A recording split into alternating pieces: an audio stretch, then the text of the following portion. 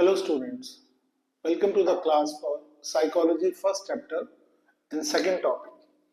Now this topic is intelligence. We start from the topic intelligence. In the previous class I told you about the topic of nature and nurturing. Nature is what we inherit, this is external, and nurturing is what we learn from environment, this is external. This is internal nature and this is external. Traits, behavior, attributes, this we got from three things. First attitude, then aptitude, and then it is the interest. Now we start from the topic intelligence. What is intelligence?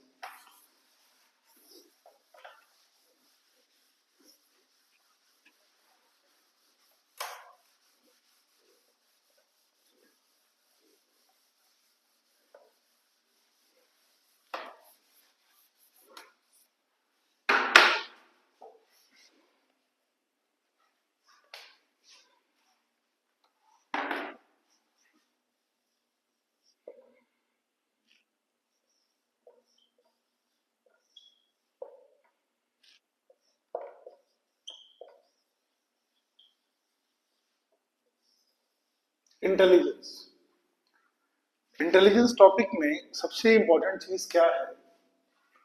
देखिए psychology की जो intelligence है that is totally different from the intelligence we perceive as a normal intelligence level. ऐसा नहीं कि intelligence पढ़ाई के साथ जुड़ी नहीं हुई है, बट इंटेलिजेंस को हम लोग फर्स्ट फोर वर्ड्स के साथ देख के चलते हैं जो ऑक्सफोर्ड की डिक्शनरी में है।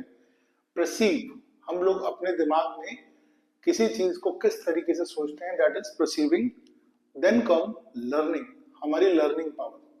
देखिए इसमें मैं आपको एक बात बताऊं, लर्निंग जो है वो एक चीज पर डिपेंडेंट है, उसको हम बोलते हैं कॉग्निशन। कॉग्निशन का सिंपल मीनिंग क्या है? एक ऐसा टॉपिक जिसे हम लोग इनर इंटेलिजेंस से जोड़ते हैं, जो हमारी लर्निंग है, जिस वजह से हमारा कॉग्निशन बहुत अच्छा है। और वो कॉग्निशन बेटर क्यों है? Because we inherit this thing from our parents, और हमारी जीन्स में हमारे ब्रेन से चीज जुड़ी होती है इनर इंटेलिजेंस। इनर इंटेलिजेंस की वजह से लर्निंग अच्छी होती है। Now the problem next is understanding, किसी चीज को समझना, और उसके बाद है नोइंग। ये फोर टॉपिक्स हैं according to this Oxford dictionary. But हम इस टॉपिक से ज्यादा इंपॉर्टेंट लेकर के चलते हैं इंटेलिजेंस की पहली इंपॉर्टेंट थिंग, जिसको देखिए हम लोग किसी भी टॉपिक को जब पकड़ते हैं, चाहे वो साइकोलॉजी में हो या किसी भी ऐसे सब्जेक्ट में जिसमें हम थ्योरीज बना रहे हैं, तो हमें ये समझना पड़ेगा वो थ्योरीज कैसे बनती है। मैं आपको एग्जांपल देके चलता हूँ इंटेलिजेंस का, आप उस चीज से इसको समझ के चलिएगा। देखिए सबसे पहले जब टीवी बना होगा तो टीवी से पहले ऑडियो आया था, ऑडियो में रेडियो था, रेडियो के बाद उसमें विजुअल आना शुरू हुआ टीवी, और टीवी के बाद उसके अंदर आना शुरू हुआ कलर टीवी, कलर टेलीविजन के बाद उसमें फ्लैट स्क्रीन आया, वो फ्लैट स्क्रीन के बाद उसमें एलसीडी आया, और एलसीडी के बाद उसमें एलईडी आया, और फिर उसके बाद उसमें स्मार्ट टीवी आ गया। एग्जैक्टली इंटेलिजेंस भी इसी तरीके से हम लोग समझेंगे। The foremost thing, the topic of intelligence was defined as person by Alfred Binet. Alfred Binet ने इस डेफिनेशन को बताया कि एबिलिटी टू जज वेल। देखिए सबसे पहली चीज ये है कि किसी बच्चे को जब हम स्कूल में डालते हैं तो उसकी इंटेलिजेंस में सबसे इंपॉर्टेंट चीज ये होती है वो किसी चीज को कितनी जल्दी समझता है। और फिर उस टेस्ट को वेस्लर ने बताया इंटेलिजेंस में, जितना अच्छे से हम इसको अंडरस्टूड करते हैं, जितना अच्छे से हम इसको समझते हैं, और जितने अच्छे तरीके से हम इसको फंक्शनैलिटी अपनी पूरी एक तरह से उस फंक्शनिंग में लेकर के आते हैं जो हमारी डे टू डे लाइफ में भी हो सकती है और अपनी पढ़ाई में भी होती है। और उसके बाद आप सोचिए अगर हम इंटेलिजेंस को डिफाइन करें in the proper meaning of psychological terms, तो according to me it is adaptation. What is adaptive? आप सोचिए जब एक बच्चा पैदा होता है ना, और वो बच्चा वीक होता है, तो उसको इंक्यूबेटर में रखा जाता है, दैट इज ऑल्सो एन अडैप्शन। वो बच्चा अपने आप को उस चीज के साथ अडेप्ट करना शुरू करता है, और फिर वो बच्चा एक नई फैमिली में आता है, वहां वो अपने आप को अडेप्ट करता है, और फिर उस फैमिली से निकल के अपने स्कूल में जाता है, वहां वो अडेप्ट करता है, फिर कॉलेज में, फिर अपनी अलग अलग जॉब के हॉराइजंस में जाता है। ये चीज सबसे इंपॉर्टेंट चीज आती है rationally. Rational, individual to think rationally and purposefully. हमारा कोई भी ऐसा काम जिसमें रैशनैलिटी हो। What is rationality? Rationality means intelligence, rationality means logic. Whatever you do it must be a logical thing, वो रैशनैलिटी से जुड़ी होती है और इसको हम लोग एनवायरमेंट में देख करके चलते हैं। देखिए, इसको आप किस तरीके से सोच के चलिए कि हम किसी एक पर्सन का एग्जाम्पल लेकर के चलते हैं कि वो बचपन में कितना इंटेलिजेंट था। वो बच्चे बचपन में स्कूल ही नहीं गया। जैसे आप धीरू भाई अंबानी का एग्जाम्पल ले सकते हैं। धीरू भाई अंबानी के जो सर्कमस्टांसेस थे वो कतई ऐसे नहीं थे कि जिसमें वो स्कूल, अच्छे स्कूल में एडमिशन होता या अपनी एजुकेशन को बहुत बढ़िया से वहां पर डिपिक्ट कर पाते। लेकिन उन्होंने क्या किया, उस चीज को बहुत बेहतर तरीके से अपने अंदर अडेप्ट किया कि it is not only about education. उन्होंने एजुकेशन के साथ साथ अपने आप को उस सर्कमस्टांसेस में अडेप्ट करके और रैशनल तरीके से अपने आप को फंक्शनल बनाया, लॉजिक के साथ फंक्शनैलिटी में लाना।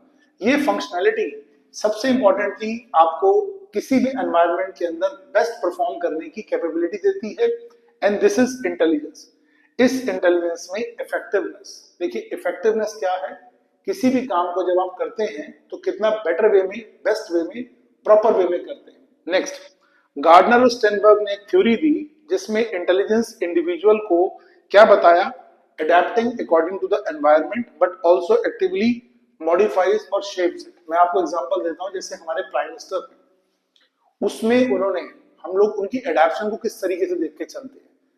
नरेंद्र मोदी जब गुजरात के सीएम थे तो उनके ऊपर बैन लगा हुआ था कि वो अमेरिका एज अ किसी भी फॉर्म में उनको इनवाइट नहीं किया जाता था, ना ही उनको वहां जाने दिया जाता था।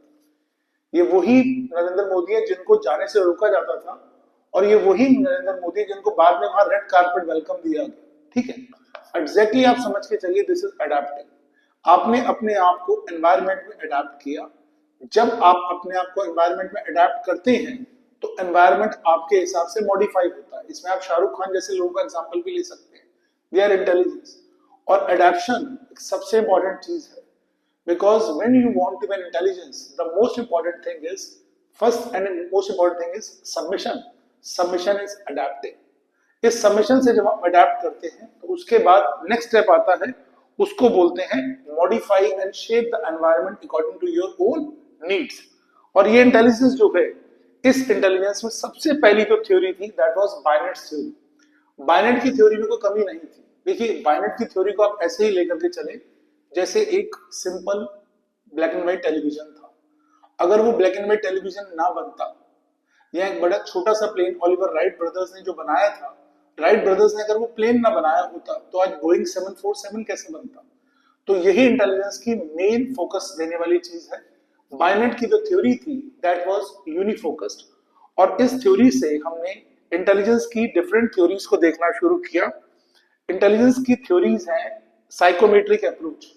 देखिए, साइकोमेट्रिक अप्रोच, हर वर्ड में इसका मीनिंग है psychometric. What does this mean, हम इंडिविजुअल परफॉर्मेंस को किस तरीके से मेजर करते हैं। देखिए, साइकोलॉजी में इंटेलिजेंस को मेजर करने का कोई तरीका नहीं है, लेकिन हम इसको पढ़ेंगे आगे के टॉपिक्स में। एक ऐसा तरीका है जिसमें हम एक बच्चे का आईक्यू लेवल चेक करते हैं, अभी हम उस पर डिस्कस नहीं करेंगे। But next come is information processing approach. This is information processing. What is information processing, अभी भी मैं आपको जो बता रहा हूं उसमें तीन चीजें हो रही हैं। जो मैं आपको बता रहा हूं that is the input which I am giving to you, and next thing is what you are processing in your mind। वो प्रोसेसिंग आगे जाकर के आपके आउटपुट में कन्वर्ट हो जाएगी। Input turning into the output, but the most important thing that comes in between these two topics is information processing। This come and this can be solved only with the help of one thing, cognition। ये cognition हम दो तरीके से सीखते हैं, एक learning और एक एनवायरनमेंट से। दूसरा, पहला हमारे को जो एनवायरनमेंट नेचर से मिला, और दूसरा हमने अपनी नर्चरिंग से सीखा। देखिए, मैंने आपको बार बार बताया, आप किसी भी टॉपिक में जब भी कहीं पर स्टक हो जाएंगे, आपको वो पहली दो चीजें हमेशा हेल्प करेंगी जो मैंने आपको फ्लो चार्ट में बताई थी, नेचर एंड नर्चरिंग। अब इस इंफॉर्मेशन प्रोसेसिंग अप्रोच से जब हम आगे बढ़ना शुरू करते हैं तो ये इंफॉर्मेशन प्रोसेसिंग अप्रोच ये बताती है हाउ इंटेलिजेंट पीपल बिहेव। आप सोचिए, इंटेलिजेंस जो है एक मेंटल ऑपरेशन है। What is that mental operation, because आप मेंटल और ब्रेन के अंदर फर्क नहीं जानते, क्योंकि 11th में बच्चों के जिनके कॉन्सेप्ट क्लियर नहीं है, मैं उनको दो चीजें बताता हूं। What is the difference between mind and brain. Will take half a minute for that, और आराम से शांति से सुनिएगा इस चीज को। और कोई भी अगर प्रॉब्लम आती है, again I am saying you, आप मुझे कांटेक्ट कर सकते हैं, Manish Khanna sir, 9811373532। Hub of humanities हमारा चैनल है, ऑनलाइन भी और ऑफलाइन भी, वर्चुअली, और आप किसी भी तरीके से मुझे कांटेक्ट कर सकते हैं दिल्ली में, ठीक है। और आउटसाइड दिल्ली भी अगर आप हैं तो you can ask me any time about the problems. अभी हम लोग माइंड और ब्रेन में जब जाते हैं तो माइंड और ब्रेन में सबसे बड़ा डिफरेंस क्या हमारे सामने दिखाई देता है? Brain, brain is a hardware. Brain एक कंप्यूटर का ऐसा पार्ट है, जैसे हम लोग अपने ब्रेन के साथ जब जुड़ के चलते हैं तो ब्रेन एक हार्डवेयर है, जहां पर एक mind, mind is a feeling, एक सॉफ्टवेयर है। जैसे मैं आपसे पूछता हूं कि आपकी आपकी मदर के लिए feeling, you love your mother, yes, ये ब्रेन की फीलिंग नहीं है, this is a feeling of your mind. आपका फेवरेट फूड, ये फेवरेट फूड आपके दिमाग में आया और आपको उस चीज का टेस्ट आ गया, ये ब्रेन में नहीं आया, ब्रेन ने सिर्फ उस चीज को आगे मैसेज कन्वे करने का काम किया है। और ये मैसेज किसने परसीव किया है? ब्रेन ने। और आगे हमारे सिग्नल्स ने उसको भेजा कहां पर? हमारे माइंड के अंदर, और माइंड से हमें आंसर आया।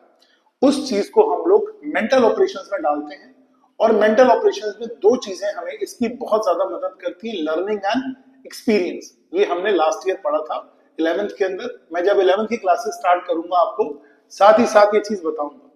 इंटेलिजेंस की सबसे पहली थ्योरी जो हम लोगों ने पढ़ी, the theory was the unifactor theory. Unifactor theory आप समझ के चलिए, ब्लैक एंड व्हाइट टेलीविजन है, जो बायनेट की थ्योरी थी। और इसमें हमने सबसे इंपॉर्टेंट चीज किसको देख के चले? इंटेलिजेंस को, एक सब्जेक्ट वाइज। देखिए हम लोग स्कूल में जब पढ़ते हैं तो हमसे ये कहा जाता है जो बच्चा पढ़ाई में अच्छा है वो सबसे बढ़िया है, लेकिन ऐसा नहीं है, क्योंकि हर इंसान पढ़ाई में जैसा नहीं हो सकता। सबके एनवायरमेंटल सर्कमस्टांसेस होते हैं, सब्जेक्चुअल परसेप्शंस होती हैं, और हर पर्सन की अपनी अपनी इंडिविजुअल पर्सपेक्टिव्स बहुत इंपॉर्टेंट है। आज आप अक्षय कुमार को निकम्मा तो नहीं कहेंगे, he is a very intelligent person, क्योंकि अक्षय कुमार ने अपने आप को किस तरीके से तैयार किया। आप सोचिए, हर पर्सन की इंटेलिजेंस एक डिफरेंट लेवल से जुड़ती है। जैसे ए.आर. रहमान है, उसकी इंटेलिजेंस एक डिफरेंट लेवल से है। जैसे प्राइम मिनिस्टर नरेंद्र मोदी हैं, उनकी इंटेलिजेंस एक डिफरेंट लेवल से है, ठीक है। और इस टू फैक्टर थ्योरी पे हम आना शुरू करते हैं। Intelligence unifactor theory was propagated by the person names Alfred Binet, और बायनेट की थ्योरी से 1927 में हम चार्ल्स स्पीयरमैन की थ्योरी में गए, और two factor theory. Two factor theory में दो फैक्टर्स होते हैं, एक हमारा जी फैक्टर है और दूसरा हमारा एस फैक्टर होता है। What is ji factor? Ji factor intelligence का वो फैक्टर है जिसमें हम जनरलाइज वे में सबको जनरलाइज करते हैं, एक दूसरे से जनरलाइज यानी एक दूसरे के बीच में रह करके हम ये देखते हैं कौन ज्यादा इंटेलिजेंट है। ये वही एक तरह से यूनिफैक्टर थ्योरी है। But another thing is S factor. S factor क्या होता है? ये आपको दूसरों से अलग करता है। आपके अंदर जो स्पेसिफिक एबिलिटीज हैं वो जनरलाइज फैक्टर से आती हैं, और आपकी जो एस फैक्टर है एक्सेलेंट चीज है आपकी। आप समझिए, जैसे अक्षय कुमार है, उनकी एक अप्रोच है काइनेस्थेटिक अप्रोच। ऐसे लोग स्पोर्ट्स में या अपनी बॉडी की फिजिकल एक्टिविटीज में बहुत अच्छे होते हैं। सिंगर है, लता मंगेशकर जैसे लोग हैं, या फिर इसके अंदर क्रिकेट है, सचिन तेंदुलकर जैसे लोग। आप सोच के चलिए, ये जो थ्योरीज हैं ये आपका एस फैक्टर है जो आपको स्पेसिफिक तौर पर दूसरों से अलग करता है, दूसरों से डिफर करता है। और ये थ्योरी जो है, इस थ्योरी ने आगे ले जाने का काम किया, और इस थ्योरी को हमने थोड़ा सा डिफरेंट लेना शुरू किया बायनेट की थ्योरी से, बिकॉज उसमें खाली हम लोग एजुकेशन के साथ जुड़े हुए थे। नेक्स्ट हम थ्योरी में जाते हैं लुईस थर्स्टन की थ्योरी पे, the theory of primary mental abilities. Louis Thurstone ने इस थ्योरी को टोटली डिफरेंट तौर पे बताया। ये वो थ्योरीज हैं जो हमें एक दूसरे से डिफर करती हैं। ये प्राइमरी एबिलिटीज हैं जिसमें हम वर्बल कॉम्प्रिहेंशंस वर्बली एक दूसरे से बेटर होती हैं, कोई किसी से अच्छा करता है, कॉम्प्रिहेंशन ही उसी में होता है, ठीक है। आप देखिए, आज आपकी जो पढ़ाई है जिसमें केस स्टडी से क्वेश्चंस आ रहे हैं वो यही है। ये पुरानी चीजें बार बार आपको नए तरीके से दी जा रही हैं, बिकॉज इंटेलिजेंस आप समझ के चलो एक डिफरेंट कॉन्सेप्ट बन चुका है। Intelligence is not about rectification. आपको उस कॉन्सेप्ट को थ्योरी के साथ जोड़ना है। देखो बेटे, कोई भी जब आप टॉपिक पकड़ के चलते हो, वो प्रॉब्लम कब क्रिएट करेगा? जब आप उस टॉपिक को थ्योरी के साथ कोरिलेट नहीं कर पाओगे। The moment you correlate your theory with the process, ऐसा क्यों हो रहा है? बिकॉज आपके पास 11th में ट्यूशंस नहीं थी। या आप 11th में ठीक से नहीं पढ़ सके, या फिर आपको बेस ठीक नहीं मिला, और आप समझिए आप पढ़ाई के अंदर जो सबसे इंपॉर्टेंट चीज क्या है, that is rationality. You can't use the rationality. और इस रैशनैलिटी के साथ हम लोग न्यूमेरिकल एबिलिटीज को देखते हैं, स्पेशल रिलेशंस को देखते हैं, विजुअलाइज करना है किसी चीज को। जैसे एक फिल्म का डायरेक्टर होता है, वो बहुत अच्छी मूवी बनाता है, जिसमें हम बोलते हैं कई बार वो सिनेमेटोग्राफर बहुत अच्छा है, तो वो भी विजुअलाइज करता है। वो मूवी कौन बना रहा है, वो खुद बना रहा है, लेकिन उसको पता है वो लोगों को दिखाने क्या वाला है, वो पहले से दिमाग में उसकी मूवी बन चुकी होती है, दैट इज विजुअलाइजेशन। और फिर हम लोग इसी तरह से और चीजें देखते हैं, वर्ड्स की फ्लुएंसी है, मेमोरी एक्यूरेसी है। वर्ड्स की फ्लुएंसी में हम लोग जैसे अमिताभ बच्चन जैसे लोग हैं जो बहुत अच्छे तरीके से कमांड के साथ इंग्लिश और हिंदी दोनों बोलते हैं। और नेक्स्ट हम थ्योरी में जाते हैं, this is Arthur Jensen. Arthur Jensen ने लेवल 1 और लेवल 2 को एसोसिएटिव लर्निंग के साथ जोड़ा। What is associative learning? It is output is more और less similar to the input. देखो एक बात समझ के चलिए, कोई भी थ्योरी कितनी अच्छी हो सकती है उसका हम रिजल्ट से ही बता सकते हैं, और this is the correlation between the theory and the result we get out of that. यही साइकोलॉजी को हाइपोथेटिकल बनाती है। हाइपोथेटिकल एक बड़ी सिंपल सी चीज है, जैसे मैं आपको ये दिखाता हूं, ये पेन का कवर है, ठीक है। दिस इज हाइपोथेटिकल थ्योरी कि हम इस पेन के कवर को जब भी नीचे फेंकेंगे ये हमेशा नीचे जा रहा है। दिस इज ग्रेविटेशनल पुल, जो इसको नीचे की तरफ खींच रहा है। अब ये ग्रेविटेशनल पुल ह्यूमन बींग्स में काम क्यों नहीं करता?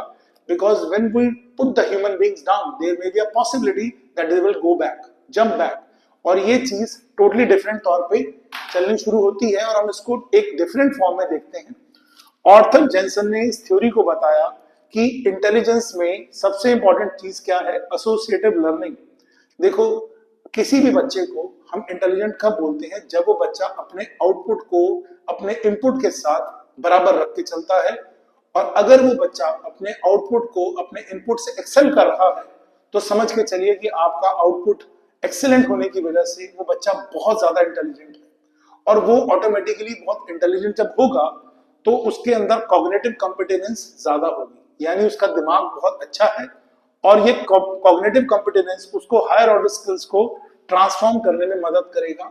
हायर ऑर्डर स्किल्स यानी वो मुश्किल चीजों को आसानी से समझ सकता है, और ये इनपुट्स बहुत ही इफेक्टिव आउटपुट्स में कन्वर्ट होते हैं। उसके बाद नेक्स्ट थ्योरी आती है जेपी गिलफोर्ड की।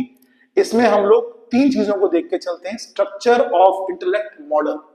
Structure of intellect model JP Guilford की वो थ्योरी है जिसमें तीन इंपॉर्टेंट चीजें हैं, ऑपरेशन, कंटेंट एंड प्रोडक्ट। देखिए बेटे, ऑपरेशन, कंटेंट एंड प्रोडक्ट ये वही चीज है जिसको हमने अभी आर्थर जेनसन की थ्योरी में समझा, लेकिन जेपी गिलफोर्ड ने इसको थ्योरी को और बेटर वे में बताया।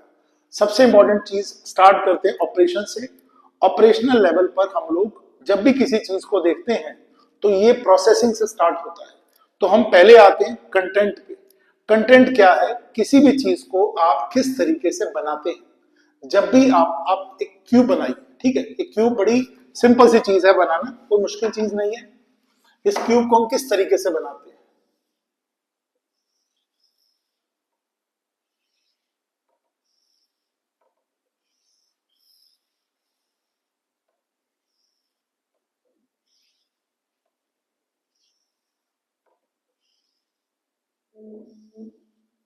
और ये क्यूब है, ये हमें बहुत इजीली बन गया, लेकिन इस क्यूब की सबसे बड़ी प्रॉब्लम क्या है?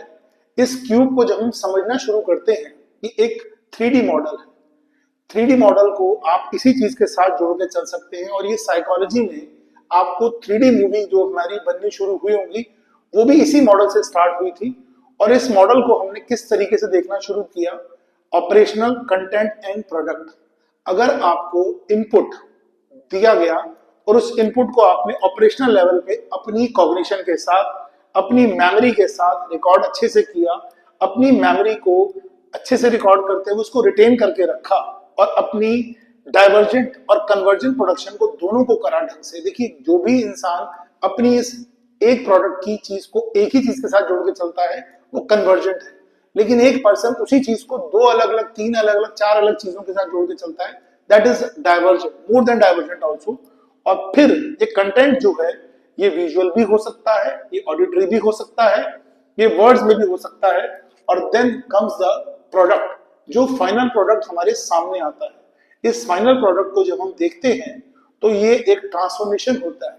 6 इंटू 5 30, 30 इंटू 6 180, यानी 6 और 5 मिलकर के आपको 180 सेल्स बना के दे सकते हैं। ये हमारी खुद की एक एबिलिटी है और इस एबिलिटी के साथ हम लोग जेपी गिलफोर्ड की थ्योरी को मान के चलते हैं, the structure of intellect model. This is structural model जो हमारी पूरी तरह से इंटेलेक्चुअल बेसिस पर बना होता है। और आप सोचो, इसमें हमने इसी थ्योरी को जब आगे डिफरेंट डिफरेंट इंटेलिजेंस के मॉडल्स के साथ जोड़ना शुरू किया, क्योंकि जो पिछली थ्योरी होती है ना बेटे, वो थ्योरी बेकार नहीं होती, वो थ्योरी पिछली थ्योरी अगली थ्योरी का बेस होती है। ठीक है, हम लोग इसमें लिंग्विस्टिक थ्योरी मान के चलते हैं। पेज नंबर 7 पर एनसीईआरटी में लिंग्विस्टिक एक स्किल है जो हमारे को लैंग्वेज पर कमांड देती है। उसके बाद लॉजिकल मैथमेटिकल है। लॉजिकल मैथमेटिक्स क्या काम करती है, ये हमें मैथ की प्रॉब्लम्स को सॉल्व करने में मदद करती है। और उसके बाद हमारी तीसरी स्किल्स है द स्पेशल स्किल्स, जो हमारे को ट्रांसफॉर्म करती है मेंटल इमेजेस को। ये मेंटल इमेजेस को हमें बहुत अच्छे तौर पे देखने में मदद करती है। हम लोग इस तरह के लोग इंटेलिजेंस में होते हैं, वो pilots, interior decorators, sellers, sculpture, painters, बहुत अच्छे आर्किटेक्ट की जॉब्स में जा सकते हैं। देन म्यूजिशियंस, वो एक अलग किस्म की, क्योंकि वो म्यूजिक को अपने माइंड में पहले से तैयार कर लेते हैं और फिर उस म्यूजिक को लोगों को दिखाते हैं ताकि वो म्यूजिक लोगों को एक बेटर फॉर्म में समझ आए। Then comes bodily kinesthetic. मैंने आपको बताया ना, अक्षय कुमार जैसे लोग, athletics, dancers, actors, sports person, gymnast, even surgeons also. Then interpersonal and intrapersonal. देखिए दोनों में डिफरेंस है। What is interpersonal? Interpersonal approach में हम लोग बेसिकली देख करके चलते हैं पॉलिटिशियंस को। ये पॉलिटिशियंस अपनी बात को हमें कन्विंस कर देते हैं कि हम ये काम करेंगे और ये आपके लिए बेटरमेंट है। This is interpersonal between the two human beings. ये इंटरपर्सनल अप्रोच चलती है। And next is intrapersonal. ये लोग ज्यादातर जो हमारे फिलोसफर्स हैं या रिलीजियस या स्पिरिचुअल गुरुज हैं, ये वो लोग हैं जो हमारे इनर वॉइस हमें सुनने में हमारी हेल्प करते हैं। Because we know that there, देखिए आजकल बहुत सारी प्रॉब्लम्स हैं, डिप्रेशंस हैं या इस तरह की प्रॉब्लम्स है कि हम लोग बहुत उदास रहते हैं, अपने काम में बहुत परेशान हो चुके हैं, लाइफ बहुत शेड्यूल हेक्टिक हो चुका है। तो उसी चीज में इंट्रापर्सनल अप्रोच हमारी हेल्प करना शुरू करती है और ये इंट्रापर्सनल अप्रोच हमारी मदद करती है कि हम किस तरीके से अपने आप से बात करके हर चीज का समाधान अपने आप से ढूंढ सकते हैं। लेकिन इसके लिए हमें इंट्रापर्सनल अप्रोच के लिए उन गुरुज के पास जाना पड़ता है जो हमारे से बात करवाते हैं। Then comes the naturalistic approach. ये नेचुरलिस्टिक अप्रोच वो बायोलॉजिस्ट है या वो लोग हैं जो हमारे को एक तरीके से नेचर के साथ अवेयर करवाते हैं। मैं फटाफट से आपको एक और पेज नंबर 8 के ऊपर 3 थ्योरीज हैं। ट्रायरार्किक थ्योरी ऑफ इंटेलिजेंस, ये बहुत इंपॉर्टेंट है। आपको नेक्स्ट क्लास में मैं planning, attention, arousal and simultaneous successive model करवाऊंगा, पास मॉडल। लेकिन अभी हम कोशिश करते हैं कि हम लोग उसको फटाफट से 2 मिनट के अंदर ट्रायरार्किक मॉडल थ्योरी को करके चलें। देखिए, this is first thing is the componential intelligence, second is experiential intelligence, third is contextual intelligence. आप समझ के चलिए, कंपोनेंशियल इंटेलिजेंस में सबसे इंपॉर्टेंट चीज क्या है? किसी भी बच्चे की पहली इंटेलिजेंस की थ्योरी, उसको हम लोग कॉग्निशन से जोड़ के चलते हैं।